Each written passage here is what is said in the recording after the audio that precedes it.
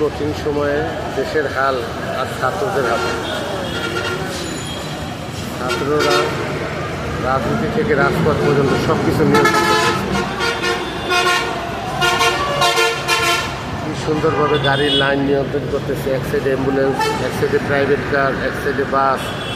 আর আগে গাড়ি ঘোড়া যে কোনো জায়গায় থামাই যেত, এখন সেটার পরিবর্তে যাত্রী ছাউনিতে থামাই দিচ্ছে। অতএব দেশের ভার এদের উপরে ছেড়ে দেওয়াটাই সবচেয়ে বেটার মনে করি আমি। কি সুন্দর গাড়ি ঘোড়া চলতেছে রাস্তাঘাট দিয়ে, ছাত্ররা ডিউটি দিতেছে। আজ এই স্বাধীন দেশে বসবাস করে নিজেকে খুব গর্বিত মনে হইতেছে। এতদিন আমরা একটা পরাধীন রাষ্ট্রে বসবাস করেছিলাম। সবাই বাক স্বাধীনতা কায়দা নেওয়া হয়েছে।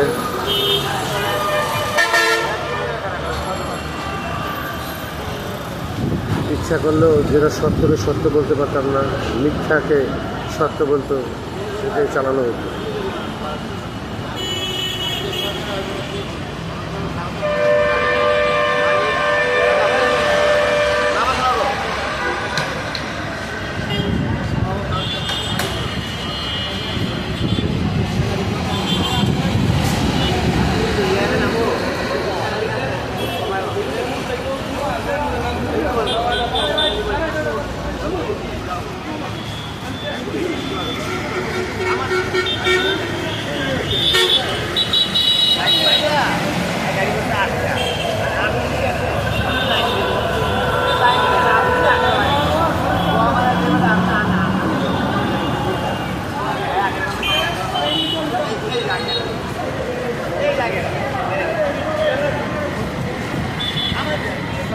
এখানে দেখা যাচ্ছে হেলমেট ছাড়া পিছনের লোক নেওয়ার কারণে ছাত্ররা তাকে জবাব দিয়ে তার ভিতর নিয়ে আসছে।